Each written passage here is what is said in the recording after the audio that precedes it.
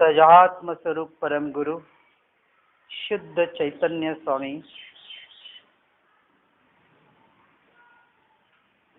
क्षमावाणी।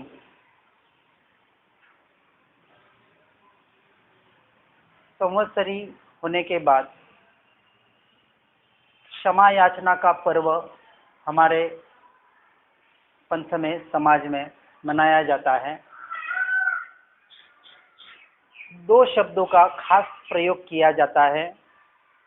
जैसे हम प्रतिक्रमण करते वक्त एक गाथा बोलते हैं, खामे में सव्व जीवे सव्वे जीवा खमंतु में मिट्टी में सव्व भुएसु वेरम मध्यम न केणई। थोड़े शब्दों में कहीं कहीं गाथाओं में, दिगंबरों में वगैरह थोड़ा फर्क है। अपने जो अपनी गाथा है उसके दृष्टि से समझना है। खामे में सव्व जीवे, सव्वे जीवों के प्रति मैं क्षमा याचना चाहता हूँ। सव्वे जीवा खमंतु में, सभी जीव मुझे क्षमा करे। सभी जीव यानी इस 14 राजलोक की। यहाँ बात वो नहीं होती कि अभी आपकी समाज से जुड़े हुए हैं। 14 राजलोक में जितने भी जीवों के साथ मेरा आज दिन तक संबंध हुआ था उनसे मैं क्षमा याचना मानता हूं। और जितने भी जीवों के साथ 14 राजलोक में मेरा संबंध, संयोग संबंध हुआ था, वो जीव मुझे क्षमा करे और मैं उनको क्षमा करता हूं।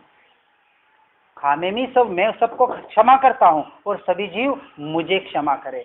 मिट्टी में सव्व भुएसु, सभी प्राणियों के प्रति, भुएसु यानी प्राणी, सभी प्राणी यानी 14 राजलोक में सभी प्राणियों के प्रति मेरा मैत्री भाव रहे। वेरा मध्यम न के नहीं, किसी के भी प्रति मुझे या मेरे से वैर भाव न रहे, द्वेष भाव न रहे। ये एक साधारण सा अर्थ है। अब इसके आगे बढ़ के थोड़ा शॉर्ट में हम बोलते हैं, क्षमा वीरस्य भूषणम। इसको थोड़ा समझेंगे। क्षमा वीरों का आभूषण है। बराबर ना, आभूषण की उपमा दी है। किसका आभूषण है? वीरों का। आभूषण तो हम सब जानते हैं किसको कहते हैं, गहनों को। वीर शब्द बताया है क्योंकि महावीर का मार्ग है। ये मार्ग किनका है? वीरों के वीर, महावीर। ऐसे वीरों का मार्ग है, शूरवीरों का, कायरों का मार्ग नहीं है। अब हमको भी वीर बनना पड़ेगा यदि मोक्ष को प्राप्त करना हो तो। मार्ग वही है, अल्टरनेट नहीं है इसमें फिर। क्योंकि जब अनेकांतवाद आता है, त्याद्वाद तक अल्टरनेट है। अनेकांतवाद में जो दृष्टिकोण आता है, जिसको हम सम्यक एकांत कहते हैं, अनेक में जो एकांत छुपा हुआ है, उस सम्यक एकांत तक पहुंचना है, उस दृष्टिकोण तक पहुंचना है जहां कहीं भी दृष्टि भेद न हो, कहीं भी दृष्टि राग न हो। क्योंकि काम राग, स्नेह राग छोड़ना तो बहुत आसान है, दृष्टि राग, अपनी मान्यता को छोड़ना इतना खतरनाक है, बहुत बड़े खतरनाक है। और इसमें आज का करीबन जीव, करीबन आज जितने भी झगड़े हो रहे हैं, भले हिंदू मुसलमान के हो, भले हिंदू हिंदू में हो, भले जैनी जैनियों में हो, मुसलमान, हर एक पंथ में भी आपस में जो झगड़े हो रहे हैं, ये इस दृष्टि राग की वजह से हो रहे हैं। क्योंकि मूल तत्व की तरफ नहीं बढ़ रहे, हमने उन क्रियाओं को ही मात्र पकड़ लिया। मात्र क्षमा मांगना शब्दों का खेल नहीं है। हमने उसको मात्र शब्दों तक, व्हाट्सएप तक या अपने क्रिया तक ही लिमिटेशन उसका कर दिया। इसलिए सबसे पहले मैं तो यह कहता हूं, सबसे पहले जब आप क्षमा याचना करने जाए तो सबसे पहले, सबसे बड़ा आपका दुश्मन हो, उसके यहाँ क्षमा याचना करने आप चले जाना, भले उसके मन में कितनी भी दुश्मनी हो। अपने को जाना है, क्योंकि अपना वैर अपने को तोड़ना है, अपना कर्म अपने को तोड़ना है, आगे वाले को नहीं देखना है, फिर वो भले रखे या न रखे। और क्षमा याचना का अर्थ ये होता है कि आज यदि मैंने क्षमा याचना मांग ली तो इसके पीछे का जो भी है उसको भूलना बहुत जरूरी है। हम भूलते नहीं है, मात्र एक फॉर्मेलिटी कर लेते हैं। क्षमा का मतलब कि हे जीव, आगे जिस जीव के प्रति हम क्षमा याचना मांगते हैं कि मुझे क्षमा कर, आज दिन तक तेरी वजह से या मेरी वजह से, तेरी वजह से नहीं, तू निमित्त था, लेकिन कषाय कहाँ उत्पन्न हो रही थी? हमारे भीतर, तो दूसरे को दुश्मन मान के या दूसरे पे क्रोध करके हम हानि किसकी करते हैं? स्वयं की करते हैं। दूसरे की नहीं करते हैं, स्वयं की हानि हो रही है। दूसरे को क्षमा मांगना यानी आप अपने आप को किसी ऊंचे पद पर बिठाने का प्रयास करते हो। इसलिए यहां बताया ये वीरों का मार्ग है, लेकिन वीरता कब आती है इसको हम थोड़ा समझने का प्रयास करेंगे। आभूषण जनरली 3 प्रकार के होते हैं, जनरली, बाकी तो बहुत होते हैं, मिट्टी के भी होते हैं, लेकिन यहाँ हम जो समझने का प्रयास करेंगे 3 प्रकार से। पीतल के आभूषण,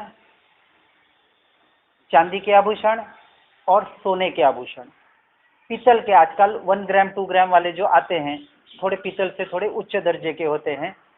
तो जो भी आप समझे, 3 प्रकार के आभूषण हैं, क्योंकि हम 3 प्रकार की यहाँ बात करने का प्रयास करेंगे कि क्षमा वाणी हम कर रहे हैं, क्षमा याचना मांग रहे हैं, बराबर ना।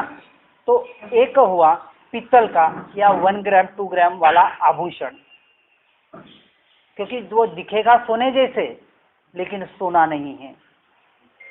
क्षमा किसी से मांगना, किसी से क्षमा याचना मांगना, यह है 1 ग्राम 2 ग्राम वाला या पीतल का आभूषण, कि आपने किसी से क्षमा याचना मांग ली, बहुत अच्छा काम किया, भले बड़े से बड़ा। इसलिए मैंने कहा सबसे पहले क्षमा याचना बड़े से मांगना और उसको आपके भीतर से क्षमा कर देना। अब उसके मन में कुछ भी हो, अब आपके मन से सारा वैर निकल जाना चाहिए। इसका नाम क्षमा याचना है। हर साल क्यों की जाती है? नहीं, वो बात अलग हो गई, ठीक है, नहीं कर पाते हैं, हर रोज कैसे करना है वो भी हम बताएंगे। अब हर साल एक दिन इसलिए रखा जाता है, बिल्कुल सही बात है, हर क्रिया अपनी जगह योग्य है, लेकिन इसको वास्तविक इसकी महत्ता को हमने समझने का प्रयास नहीं किया। क्षमा मांगना ये पीतल का आभूषण है, पर मांगना जरूरी है, बिल्कुल ना, इसलिए ये पर्व रखा गया। रोज मांगे बहुत अच्छी बात है, रोज मिच्छामि दुक्कडम वास्तविक उसका ही करते। प्रतिक्रमण क्या होता है? प्रतिक्रमण का अर्थ क्षमा याचना होती है, वही होता है, लेकिन एक पर्टिकुलर हमने उसको एक दिन बनाया है कि बड़े से बड़ा, ये तो हम क्रिया से करते हैं, कि ये एक दिन ऐसा बताया कि पर्टिकुलर आप दुश्मन के घर जाएं, घर न जा सके तो आजकल मोबाइल की सुविधा है, उससे आप जरूर क्षमा याचना मांगे और आपके मन से सारे वैरों को हटा दे। ये क्षमा मांगना फिर भी अभी तक क्या है? ये पीतल का आभूषण बताया। इससे आगे बढ़ के दूसरी स्टेज आती है क्षमा करना। मांगना इजी है, पर करना उतना ही कठिन है, इसलिए उसको थोड़ा ऊंचे स्तर का बताया।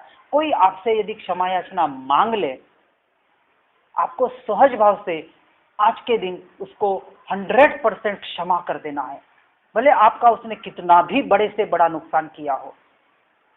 क्योंकि जब हम आत्म तत्व की बात कर रहे हैं ना, हम जिस मार्ग में अध्यात्म की बात जो हम सुनने का यहाँ 2-4 दिन जितने भी प्रयास करेंगे, तत्व की यानी आत्मा की बात सुनने का प्रयास करेंगे। जब मैं आत्मा हूं तो आज दिन तक कोई मेरा नुकसान कर सकता है? बड़े से बड़ा नुकसान किया तो किसका किया? शरीर का किया होगा, पैसे के किया होगा, या किसी गाली गलौज के शब्दों के माध्यम से किया होगा। अब उसके आज के दिन आपको तहे दिल से क्षमा कर देना है और जितने भी वैर भाव है उसको निकालने का प्रयास कर रहा है। उसके इस व्यवहार से आप दूसरे पे उपकार नहीं कर रहे हैं, आप अपने स्वयं पे उपकार कर रहे हैं। दूसरे को क्षमा करके आप अपने कषायों को कम करने का प्रयास कर रहे हैं। ये सारा विधान जो रखा गया है ना, हर विधान के पीछे एक उद्देश्य है। उस उद्देश्य को आज दिन तक हमने समझने का प्रयास नहीं किया। आप आपके ऊपर दया कर रहे हैं, दूसरे पे दया नहीं कर रहे हैं। आपके कषायों को आप रोक रहे हैं, आपके राग द्वेष को आप रोक रहे हैं, दूसरे को क्षमा करके। इसलिए क्षमा करना ये चांदी का यानी गोल्ड प्लेटेड चांदी होती है ना, बाहर से सोना दिखता है और भीतर से चांदी होती है। अब भले क्षमा मांगना और क्षमा करना, इसके ऊपर कोई क्षमा हो सकती है? हाँ,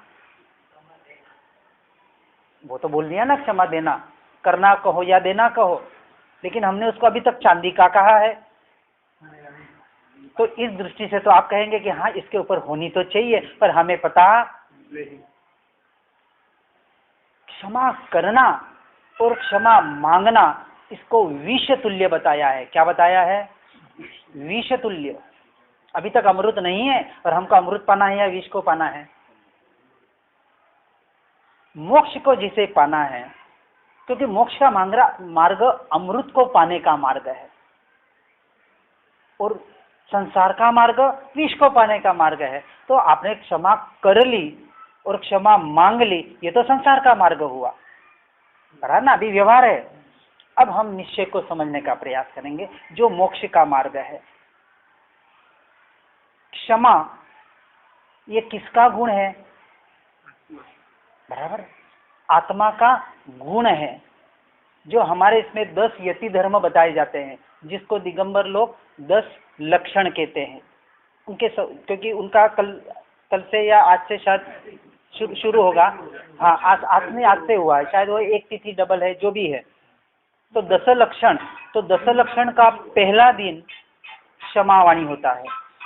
हमारा आखिरी दिन और उनका पहला दिन दोनों सेम है। हमारा अंत होता है क्षमावाणी से और उनकी शुरुआत होती है क्षमावाणी से, क्षमा धर्म से। क्षमा ये धर्म है और आत्मा का धर्म है, यानी मेरा धर्म है। अब आत्मा यानी कौन? मैं।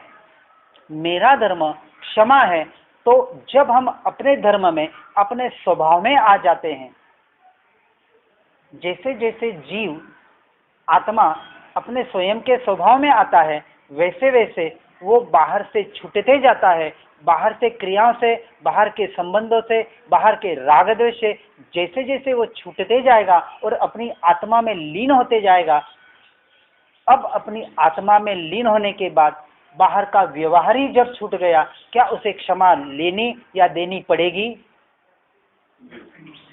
अब वहां कुछ रहता ही नहीं है। इसको कहा वास्तविक सत्य प्ररूपण से क्षमा धर्म। समझ में आया ना? इसको हम सोने का आभूषण कहते हैं कि आप अपने आप में, अपने स्वभाव में ऐसे लीन हो जाओ कि पर से आपकी दृष्टि ही हट जाए। आज दिन तक पर से दृष्टि हटाने का प्रयास ही नहीं किया, सहज बनने का प्रयास ही नहीं किया। ये तो बताया 3 प्रकार का आभूषण, लेकिन उसके लिए हम एक और वर्ड यूज करते हैं। ये तीसरे प्रकार का आभूषण कब प्राप्त होगा? तो इसलिए बताया मिच्छामि दुक्कडम। क्या अर्थ है? कोई बताएंगे? बोलते हैं, हम बोलते हैं ना मिच्छामि दुक्कडम, प्रतिक्रमण में भी बोलते हैं। मेरे द्वारा किए गए दुष्कृत्यों का हाँ, राइट, बराबर ना? मेरा मिथ्या दुष्कृत हो, सिंपल सा अर्थ। मिच्छा मी, मिच्छा यानी मिथ्या, मी यानी मेरा, दुष्कृत हो। अब मेरा मिथ्या दुष्कृत हो, क्षय हो, यानी उसको जो मिथ्यात्व अनादिकाल से मेरा भीतर पड़ा हुआ है, उसको मुझे निकालने का प्रयास करना है। और ऐसा जो मिथ्या अनादि से मेरे भीतर पड़ा है, वो मेरा निकल जाए, दुष्कृत हो जाए, दुष्कर्म हो जाए उसका। इस प्रकार से जब तक ये मिथ्यात्व भीतर से नहीं निकलेगा, तब तक हम सच्चे क्षमावाणी तक नहीं पहुंच पाएंगे। अब इसलिए इन दोनों शब्दों का अर्थ समझने का हमें प्रयास करना है। और मेरा मिथ्या, तो मिथ्यात्व क्या है? इसकी परिभाषा करीबन जने जैसे मिथ्यात्व के 10 भेद बताए हैं, आज हम मात्र क्रिया के लेवल तक ही सीमित रह गए हैं और एक क्रिया के आधार पर दूसरी क्रिया को मिथ्यात्व बताने का प्रयास कर रहे हैं क्रिया के माध्यम से। जो वास्तविक मिथ्यात्व था, जिसे हम अभी समझने का प्रयास करेंगे, मिथ्य तत्व। मिथ यानी झूठा, खोटा, विपरीत, है ना? और तत्व जो जैसा है वैसा नहीं मानना, तत्व। पहले दिन हमने कल समझा था ना, तत् यानी जो जैसा, वो यानी वैसा, जैसा है वैसा नहीं मानना, है ना? ऐसा वास्तविक मिथ्यात्व, ऐसा झूठा तत्व। झूठा क्योंकि बहुत बार ऐसा है, जो जैसा है वैसा तो मानना है, उसका नाम तत्व है। उसका नाम सम्यक तो है, लेकिन यहाँ मिथ्यात्व क्यों कहा? मिथ, क्योंकि तत्व तो मान रहे, जो जैसा वैसा मान रहे, लेकिन झूठा प्ररूपण से मान रहे, इसलिए उसको मिथ्यात्व कहा। ऐसा मिथ्यात्व कि अनादिकाल से मैं जीव को जीव और अजीव को अजीव नहीं मान रहा हूं, ये जो मेरा मिथ्यात्व है। अब कहेंगे हम तो जीव को तो जीव मानते हैं। अब जब ये दृष्टि आती है कि व्यवहार से हम जीव को जीव मानते हैं, क्योंकि व्यवहार में जीव दो प्रकार के बताए, मुक्त जीव और संसारी जीव, बराबर ना। लेकिन अभी जिसके साथ हम, जिस देह में ये जीव रह रहा है, जिस शरीर को हम मैं मान रहे हैं, क्या ये शरीर जीव है? तो क्या हम इस जीव, जो इस शरीर में रह रहा है, उस जीव को जीव मान रहे हैं? समझना, व्यवहार से नहीं, वाणी से तो मान रहे हैं। क्या उसके अनुसार अपना जीवन जी रहे हैं, अपने आप को आत्मा मानकर? नहीं, अपने आप को देह मानकर ही हमारा सारा जीवन का कार्य चल रहा है। हम संसार में तो शरीर को अपना मानकर ही कार्य कर रहे हैं, लेकिन धर्म क्रिया में भी शरीर की क्रिया को ही अपनी क्रिया मानकर कार्य कर रहे हैं। मानकर, मानने की बात बोल रहा हूं, बोलने की नहीं। बोलना व्यवहार है, बोलना वैसा ही है जो हम बोल रहे हैं। और ये बात जब आपको समझ में आएगी कि संसार में भी यही क्रिया करनी है और धर्म में भी यही क्रिया करनी है, तो संसार में भी रहते हुए और धर्म क्षेत्र में भी रहते हुए हम पाप से पीछे कैसे हट सकते हैं, जिसको हम निश्चय से प्रतिक्रमण कहते हैं, बराबर ना। इसलिए व्यवहार प्रतिक्रमण जरूरी है, क्योंकि बाहर जो हमारे व्यभिचार है, जो भी पाप है, वहां से भी हमको छूटना बहुत जरूरी है। वो इनिशियल स्टेज पे वही होता है, क्योंकि बाहर से तो पाप कर रहे हैं और फिर आत्मा की बात करेंगे, कोई मतलब नहीं है, कोई मतलब नहीं होता है। क्योंकि आत्मा को समझा, अपने स्वयं को समझ रहे, इसका मतलब ये है कि जब शुद्ध स्वरूप को समझने जा रहे हैं, वो शुद्ध स्वरूप को समझने के लिए बाहर की अशुद्धि निकालनी पड़ेगी। बाहर से तो पूरे कीचड़ में रचे हुए हैं और भीतर में कहेंगे कि मैं शुद्धात्मा हूं, मैं शुद्धात्मा हूं, तो भी काम नहीं चलने वाला। इस बात को हमको समझने का प्रयास करना है। अब यहाँ हम इस बात को मिच्छामि दुक्कडम, मेरा ये मिथ्यात्व जो अनादिकाल से मेरे आत्मा के ऊपर पाप के जैसे लिपटा हुआ है, चिपटा हुआ है, वो मेरा दुष्कृत हो, ये दुष्कर्म से मुझे सबसे पहले हटना है।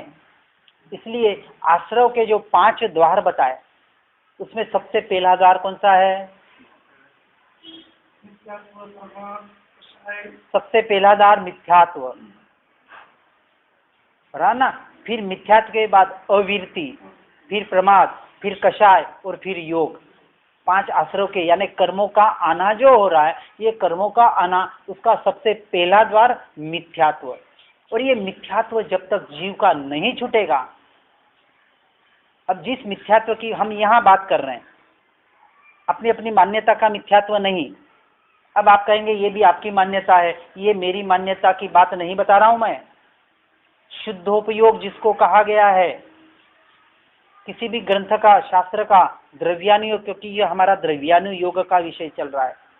एक द्रव्य जो जीव द्रव्य है, जो शाश्वत सत्य है, शाश्वत सत्य की बात चल रही है, कि जिसमें एक अंश मात्र भी डाउट नहीं रहता है। बाकी बातों में तो फिर भी हम डाउट कर सकते हैं, क्योंकि कथनों में भी फर्क पड़ सकता है। आज कुछ क्या कहता है, 100 साल बाद कुछ मान्यता अलग हो सकती है, उसके 100 साल के बाद कुछ मान्यता बदल सकती है। सारा हो रहा है, हम संसार में देख रहे हैं, कोई नई मान्यता खड़ी हो सकती है इसी मार्ग में। लेकिन जो शाश्वत सत्य है वो कभी भी तीनों काल में बदल नहीं सकता। जैसे हम कहते हैं 5 पद तीनों काल में कभी भी बदल नहीं सकते, तीनों लोक में बदल नहीं सकते। तत्व है, तत्व कभी नहीं बदलता। लक्षण है, कभी नहीं बदलता। 6 द्रव्यों के अपने अपने लक्षण हैं, तीनों काल में कभी भी नहीं बदल सकते, इसलिए उसको लक्षण कहा। और एक लक्षण दूसरे द्रव्य का हो नहीं सकता। ये जो मिथ्यात्व अनादि काल से पड़ा हुआ है, सच्ची तो क्षमा याचना अपने आप से मांगनी है। अपने आप से यानी, क्योंकि जैसे अपने आप से बात होती है, जनरली जो हमारे संसार के लेवल के बात होती है कि अरे बाहर का तो बहुत किया लेकिन अपने लिए कुछ नहीं किया, अपने लिए यानी शरीर के लिए कुछ नहीं किया, जनरली बात होती है। अरे शरीर का तो ध्यान रखो, अरे बाहर का बात बहुत ध्यान दिया, हमारी यहाँ जो भी बात होगी अपने लिए यानी आत्मा के लिए, स्वयं के लिए आज दिन तक हमने जो करना था वो नहीं किया। अब हम कहेंगे कि हम आत्मा के लिए ही कर रहे हैं, मोक्ष के लिए ही कर रहे हैं, लेकिन क्या आत्मा के लक्ष्य से कर रहे हैं? आत्मा के लक्ष्य से यदि हो तो सबसे पहले जो मिथ्यात्व यहाँ बताया, आप अपने आप को आत्मा मानने लग जाएंगे। ये मिथ्यात्व जब तक नहीं जाएगा तब तक चौथे गुण स्थानक का अविरत सम्यक दृष्टि का जो प्ररूपण हमारे शास्त्रों में किया गया है उस तत्व तक हम पहुंच नहीं पाएंगे। और इस तत्व तक पहुंचने के लिए हमारी सारी ये प्रक्रिया चल रही है। ऐसा जो मिथ्यात्व अनादि काल से आत्मा के ऊपर, मेरे जीव के ऊपर कर्म के रूप से लगा हुआ है, वो मिथ्या मेरा दुष्कृत हो, उस मिथ्या को मैं क्षय करूं, मेरे से निकालने का निरंतर प्रयास करूं, ऐसा मन में धारण करके अपनी आत्मा से क्षमा याचना कर लेना। हे आत्मन, अनादि काल से इस शरीर देह देह देह के माध्यम से तुझे यानी आत्मा को इस पुद्गल, अब व्यवहार प्रतिक्रमण के माध्यम से कि पुद्गल आत्मा का प्रतिक्रमण कर रहा है कि इस पुद्गल द्रव्य ने आत्मा को अनादि संसार का भव भ्रमण कराया। अब हे आत्मन, एक भव तू ऐसा कर ले कि इस पुद्गल के माध्यम से, इस मन वचन काया के माध्यम से अनंत आगे के आने वाले भव को वहां से कम करके अपने भीतर में आके अपने आत्मा को प्राप्त कर ले। और उस आत्मा को प्राप्त करने के लिए इस मन वचन काया का सहायता जितनी तुझे लेनी है ये लेने का मैं प्रयास करूं। ऐसा पुद्गल के द्वारा यानी स्वयं से स्वयं की क्षमा याचना करें कि अनादि से इस मिथ्यात्व की प्ररूपण की वजह से हे आत्मन, तुझे मैंने भव भ्रमण के संसार में भटकाया, अब ऐसा मैं कार्य करूं कि तुझे इस भव भ्रमण से छुड़ाकर उस मोक्ष के गति तक पहुंचाऊं जो तेरा ओरिजिनल मुख्य घर है, तेरा अपना घर है। उस मोक्ष मार्ग की तरफ तुझे कैसे बढ़ाऊं, ऐसा वास्तविक सच्चा मिच्छामी दुक्कडम करने का आज के दिन प्रयास करेंगे तो आपका मिच्छामी दुक्कडम वास्तविक सफल हो सकता है। जिनाज्ञा विरुद्ध कुछ भी कहा हो तो मिच्छामी दुक्कडम।